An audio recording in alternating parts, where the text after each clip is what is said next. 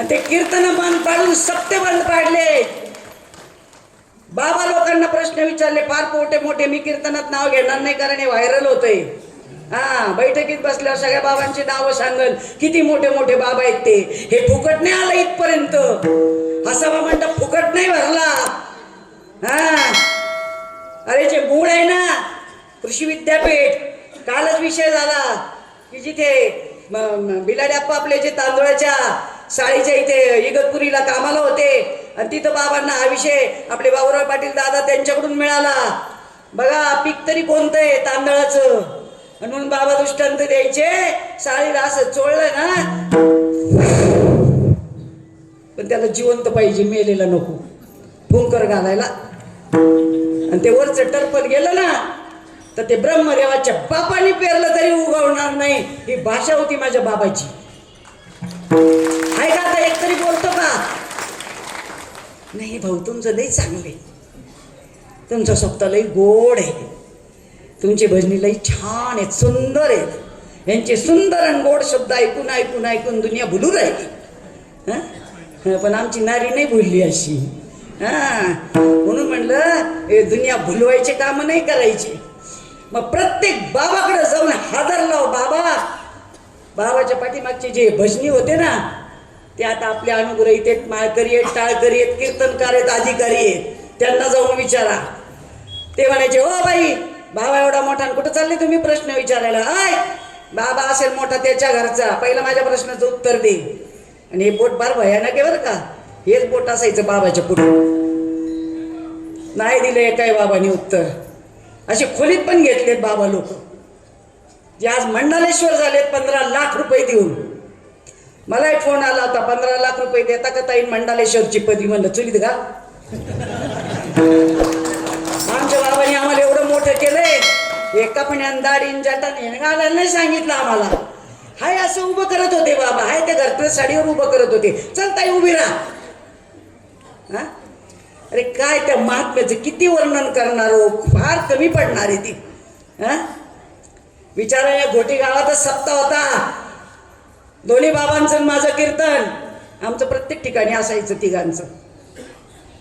आणि आदल्या दिवशी माझं, दुसऱ्या दिवशी श्रीपाद बाबांचं, तिसऱ्या दिवशी बुधवारे बाबांचं. माझं कीर्तन होऊ दिलं नाही. दुसऱ्या दिवशी गाडी आली बाबांच्या दारात. बाबा चला.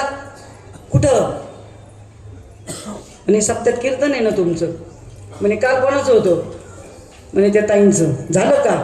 म्हणे नाही. मग तिचं कीर्तन झालं नाही, मी येणार नाही. आहे का असा महात्मा?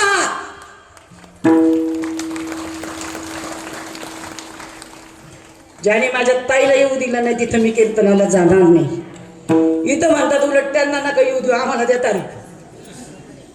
आणा आम्ही माळा घालतो. आणा आमची तारीख लिहा. त्यांना काय येतं? त्यांना काही तालसूल नाही. अरे तुझा तालसूल घाल चुलीत. माझ्या बाबांनी शिकवलं हा परमार्थ चालीचं नाही रीतीचा आहे. मांडवा घालून जा म्हणजे रीत भात कळेल. म्हणून हे मांडव घालायला सुरुवात झाली. कोणता मांडव? रीतीचा मांडव. साधू संतांनी रीत घालून दिली. रीत घालून दिली. हे सोपं नाही. एवढं आहे सर्वांनी सोपे पण शहाणा तो धनी घेत असे. परमार्थ ही सुळावरची पोळी आहे.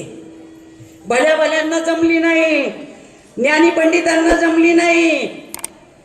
पाण्यावर बसून तपश्चर्या केली. पाण्याच्या खाली 4-4 दिवस राहिले.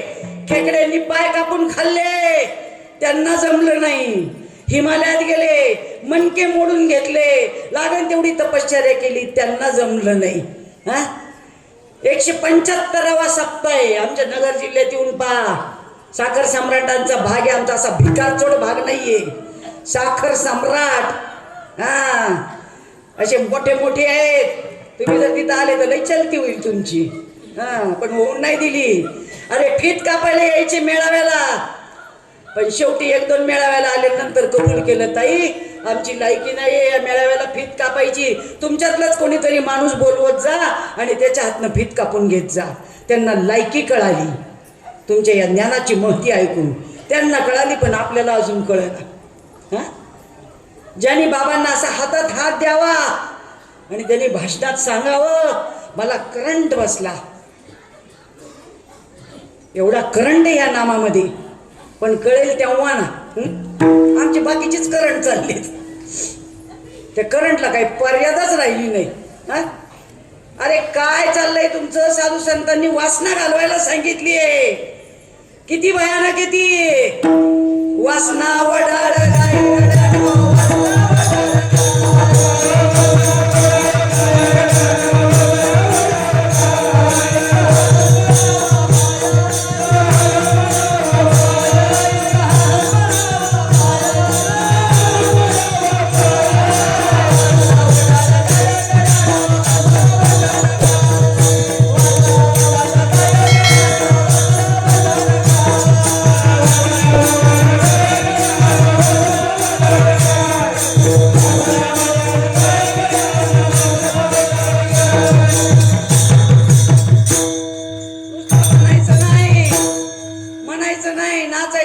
कुदायचं नाही.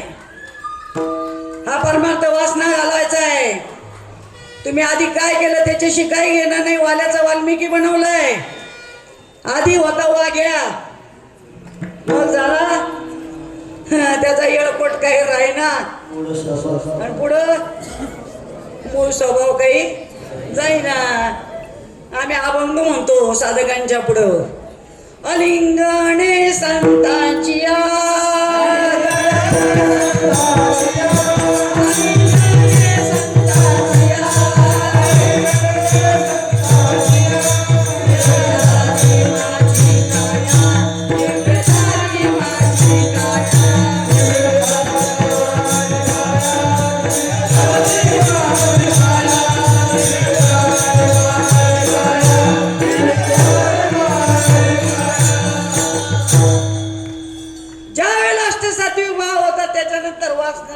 पाहिजे का नको?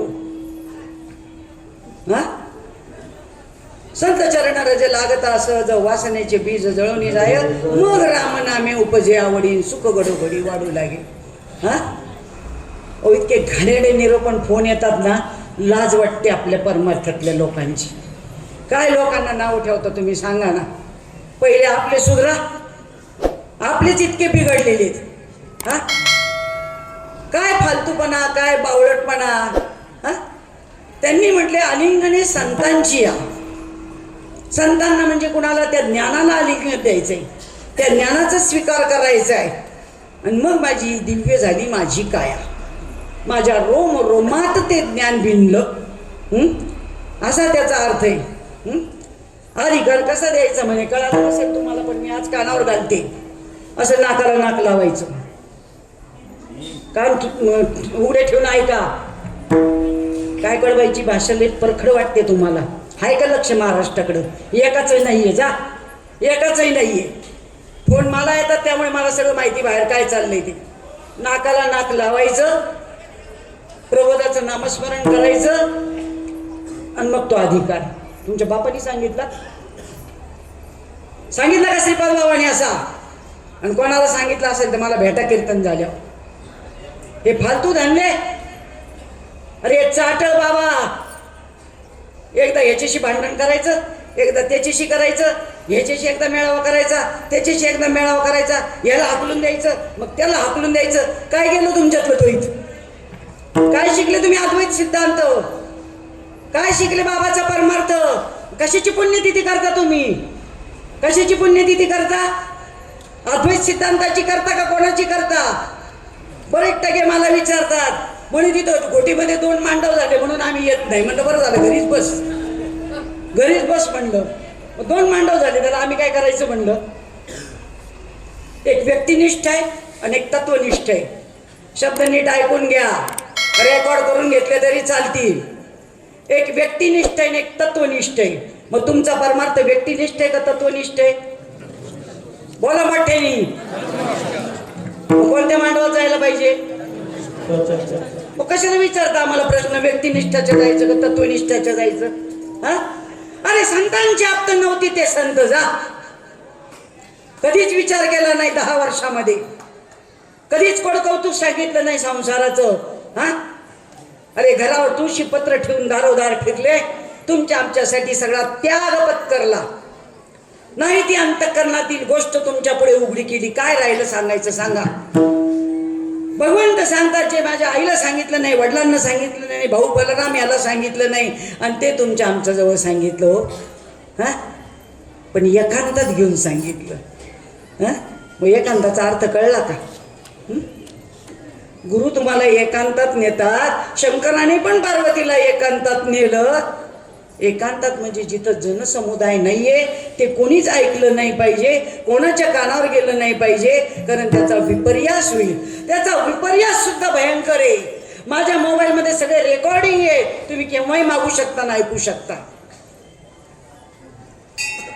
बाबांनी शिकवलं होतं आम्हाला की हे जर ज्ञान अपुरं दिलं गेलं तर त्याच्यामध्ये माणूस भरकटेल. त्याची अवस्था पूर्ण करून घ्यायची आहे. अवस्था पूर्ण झाल्यानंतरच त्याला प्रबोध द्यायचा आहे. आता तुम्ही सांगा, मी जर समजा एखाद्याला अनुग्रह दिलेला आहे आणि एखाद्या गावाला ती व्यक्ती आहे आणि तिथं लगेच बिलाडे आप्पा गेले. आता मी काही कोणाचं नाव घेतलं, आपलं त्यांचं घेतलं म्हणजे बरं राहील नाही का. गेले आणि त्यांनी पाहिलं, त्या बाईनी त्या बाबांनी पण लगेच म्हणलं असेल प्रबोध द्या, किंवा बिलाड्या आप्पांना पण लगेच गिरायकं वाढवायचे असतात. लगेच ते म्हटले काय मग किती दिवस झाले अनुग्रह घेऊन, अमुक दमुक, चला या मी देऊन टाकतो प्रबोध. आता ती व्यक्ती चिंतन करते का नाही, तिचं अवस्था झाली आहे का नाही हे माहिती आहे का तुम्हाला? मग तुम्ही कोण प्रबोध देणार आहे? तुम्हाला कोणी अधिकार दिला? पाहून घे त्यांना ज्याला दिलाय ते. हा, ह्याच्याने सुद्धा लोक बिघडून टाकले. एकेका गावात 6 ते 7 अधिकाऱ्यांचे अनुग्रह येते. बाबांनी सांगितलेले नियम मी तुम्हाला सांगते. बाबांनी जिल्हे का वाटून दिले? प्रत्येकाने आपापला जिल्हा सांभाळायचा, आपल्याकडचे साधक सांभाळायचे आणि तिथलं कार्य करायचं. जे आपलं गाव आपण तयार करायचं. स्वतःची गावं स्वतः तयार करा. तिथं गेल्यानंतर त्या लोकांकडे लक्ष तुम्ही द्या, अनुग्रह द्या, प्रबोध द्या, त्यांना कीर्तनकार बनवा, अधिकारी बनवा, योग्य रीतीने मार्गदर्शन करा, त्यांना वेगळ्या दिशेला जाऊ देऊ नका. हे सगळं सांगितलं. हां, मग हे सांगितल्यानंतर एकेका गावाला जरी दुसरा कीर्तनकार गेलाय, हा खूप वेळा विषय झालेला आहे की त्या माणसाने जायचं आणि फक्त कीर्तन करून यायचं. हाही माळ घालतो, तोही माळ घालतो, तोही माळ घालतो, तोही माळ घालतो. त्यामुळे कोणाचाच भाव कोणावर नाही. त्याला वाटतं माझा गुरु हा, दुसऱ्याला वाटतं माझा गुरु हा, तिसऱ्याला वाटतं माझा गुरु तो, आणि एकाच एकमेकाशी पटत नाही. कोणाचं? गुरुचं का साधकाचं? नाही ना. आता ते पहिलं काय म्हणायचे, गुरु एक परिचय शिष्य शिटाव बंधीचे, असं बाबा सांगायचे. आता उलट झालं, शिष्य एक परिचय गुरु शिष्य शिटाव बंधीचे, असं झालंय ते. गुरुला काही किंमत राहिलेली नाही. आता हे ज्ञान किती मोठं आहे याची किंमत आम्हाला कळली पाहिजे. त्याच्यावरती कोणाचा तरी अंकुश पाहिजे, तर तो संप्रदाय पुढे चालेल. कारण हा संप्रदाय म्हणजे नुसतं अनुग्रह घेणं, प्रबोध घेणं, कीर्तन करणं नाहीये. गुरु शिष्य परंपरा जिवंत ठेवायची, आणि ती जिवंत ठेवणं याला संप्रदाय म्हणतात. तुम्ही किती गोडीत कीर्तन करता, दिवसातून 3 करता का 5 करता, त्याची काही किंमत नाहीये. गुरु शिष्य परंपरा जिवंत ठेवायची. बाबांनी ठेवली ना, आणि त्यासाठीच आले ना जिवंत ठेवण्यासाठी. आणि म्हणूनच महात्मे अवताराला येतात. कशासाठी येतात?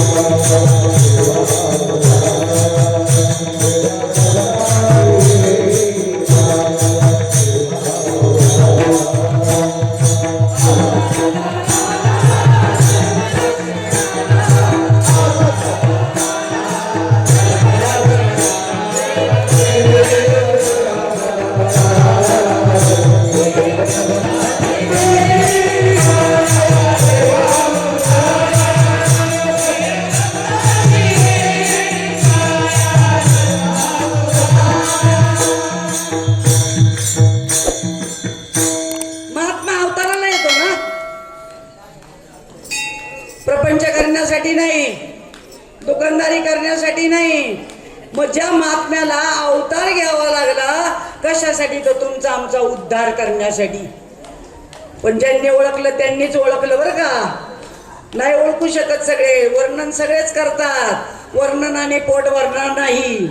मृगजळाने आजपर्यंत कोणाची तहान भागली नाही. ऊपर से तो खूप बनी, अंदर से क्या जानी.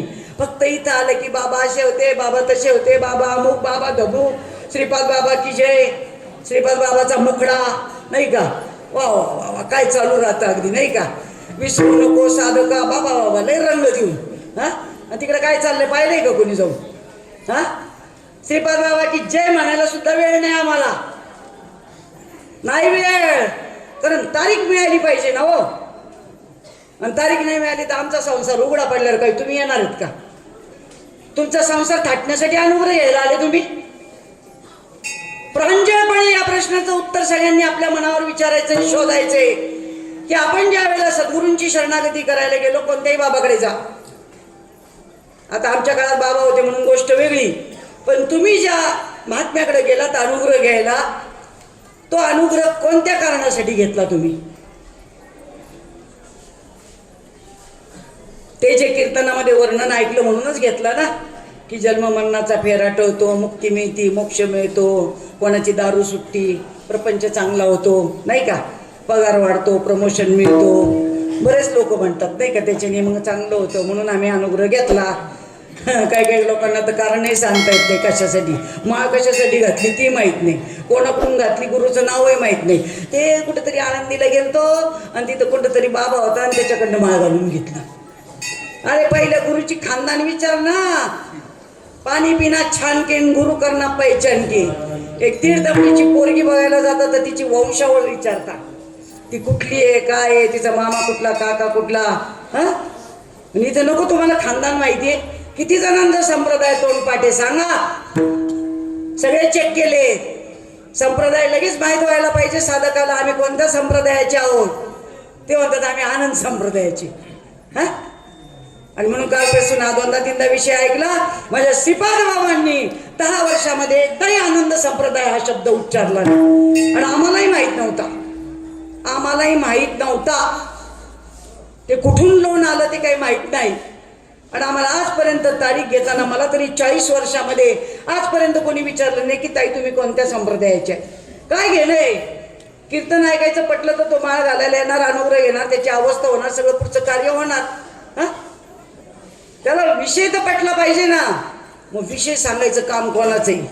आम्हाला इतक्या तारखा पडल्या आहेत की कीर्तन नाही झालं की लगेच बॅग उचलली की निघाली गाडी, लगेच गाडी निघाली, कारण दुसरीकडची तयार आहे. अरे याच्यासाठी नाही आपण शरणागती पत्करली. तारखा मिळाव्या, दिवसातनं 3-3 तारखा व्हाव्या, भागवत व्हावं, लोकांनी खूप गर्दी करावी, पोतेच्या पोते धान्य मिळावं, खूप ऐश्वर मिळावं, माझा कुठेतरी मोठाले पोस्टर लागले पाहिजे, फ्लेक्स बोर्ड लागले पाहिजे, माझा लवाजमा वाढला पाहिजे. लवाजमा माहिती का तुम्हाला. आमच्या नगर जिल्ह्यात डुकरं खूप आहेत, डुकरं.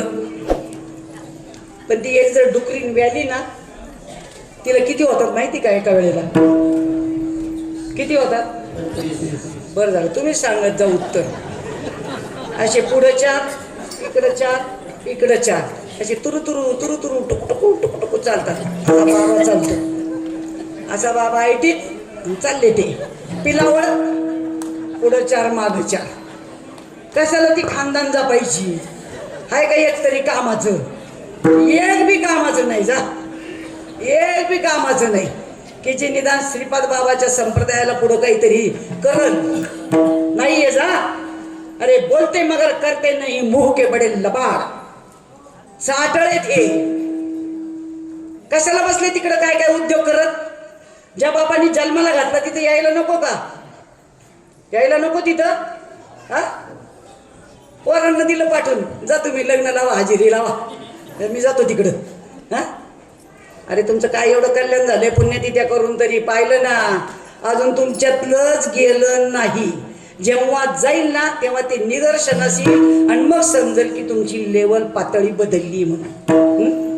मग ज्या महात्म्याने एवढं मोठं ज्ञान द्यावं, सगळं ज्ञान द्यावं. बरं सामान्य लोकांचा काय चूक आहे हो. मी काल तिथं बसून पाहिलं, तिथं बसून पाहिलं, इथं बसून पाहिलं. मी फुकट नाही बसत बरं का खुर्चीवर. गैरसमज करून घेऊ नका कोणी. हे की ताई आरामशीर बसतात तिथं खुर्चीवर. नजर असते सगळीकडं, कोण काय करतं, कोण काय बोलतो, कोण काय बोलतो. कारण माझ्या शेजारी 2-3 बाया बसल्या होत्या. त्या काय म्हणतात माहिती का, हो ताई आमच्याकडे पण माळा घातल्या होत्या. एक बाबा होता आणि त्याला म्हणे अधिकार मिळाला होता. आता अधिकार देणारे बी असेच हो, कोणी सिमेंटच्या गोण्यावर दिले, कोणी विटांवर दिले, कोणी 5,000वर दिले, कोणी 10,000वर दिले अधिकार. माझ्याकडे या तुम्ही, सगळं रेकॉर्ड आहे, कोणी कोणी कुठं कुठं कसे कसे दिले ते. हा, आणि ते अधिकार दिले आणि तो माणूस तयार झाला बरं का, आणि कीर्तन करायला लागला, माळा घालायला लागला. नंतर 2 बायांनी अनुग्रह घेतले, त्यांच्या अवस्था झाल्या, सगळं काय वर्णन सांगितलं. म्हणलं पुढं, तो प्यायला लागला ना म्हणे. कोण बाबा, कशाला अधिकारी म्हणा ना आपल्या भाषेत. असे 1.5 जमडीचे अधिकारी. अरे व्यासपीठावरती दारू पिलेले, बोला तुमची नजर आहे का नाही माहित नाही. माझा अख्खा मोबाईल माझ्या हातात आहे, सगळे व्हिडिओ येतात फेसबुकवर, पाहते सगळं, पाहते कोणाचे काय धंदे चाललेत ते. आणि त्यांना हे सगळे भूल देतात, फूस देतात आणि त्यांच्या भाग्य कीर्तनाला उभे राहतात, खुर्च्या टाकतात आणि बसतात. अरे तिथं सक्त ताकीद दिली पाहिजे. उतर खाली, तुझी लायकी नाही, तुझ्या अर्थी अधिकारी असताना सुद्धा पुन्हा प्यायला लागला, तू या लायकीचा नाही, उतर खाली.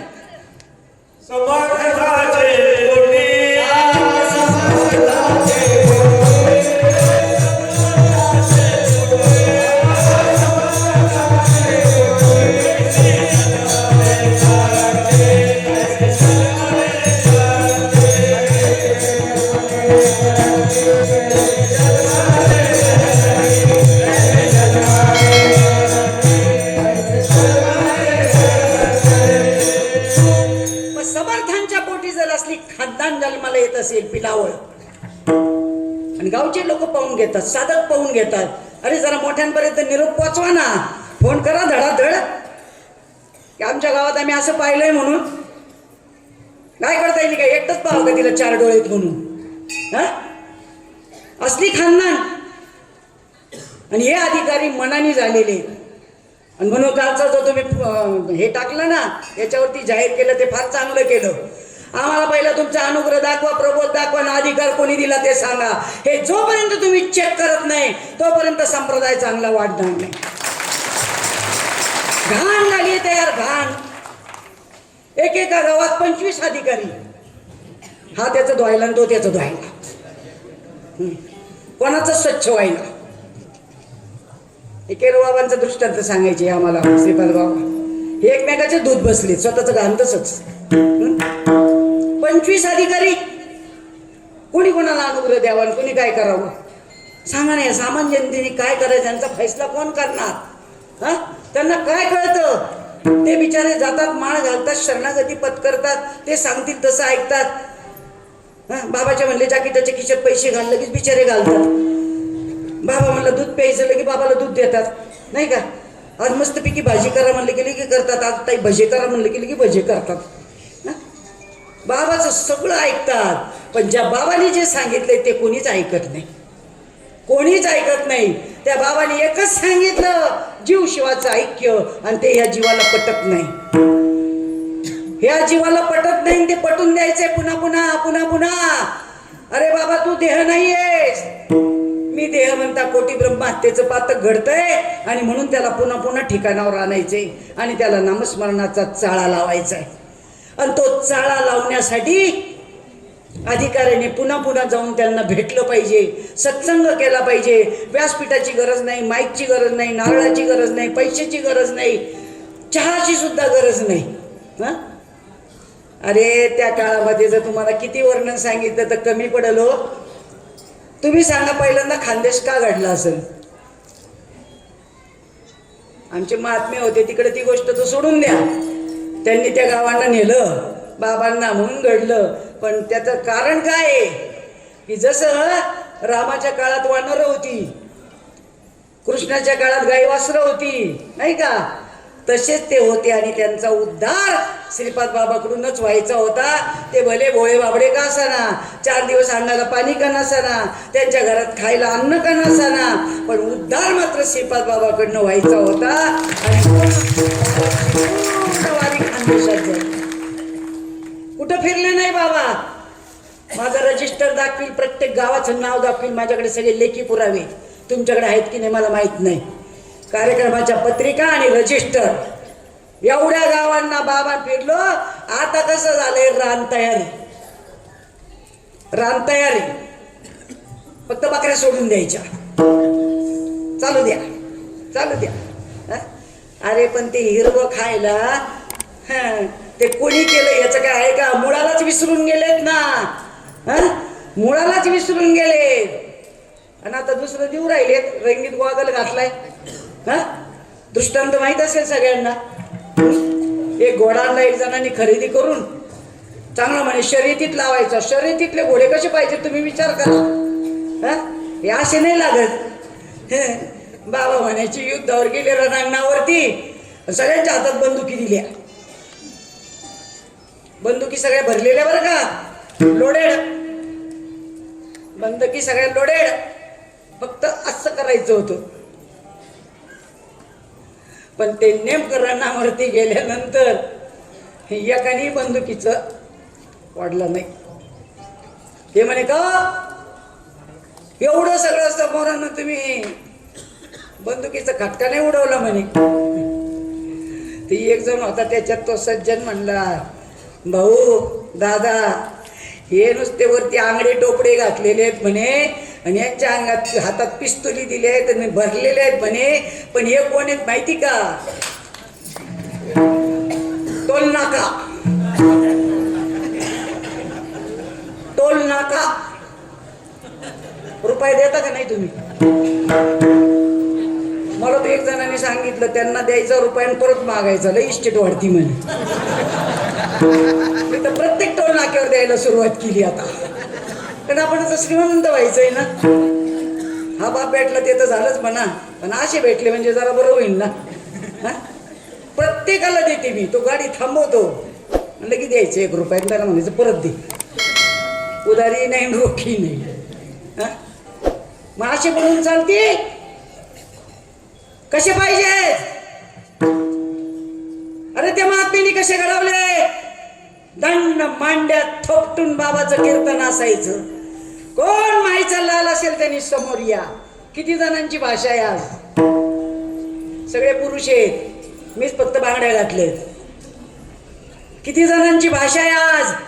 असा कोण असेल माईचा लाल त्यांनी समोर यायचा, अनुग्रह द्यायचा आणि अवस्था प्राप्त करून दाखवायची. हाय लढा.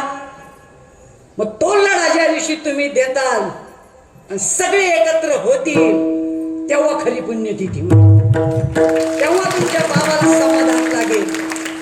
बाबाने असे नाही बनवले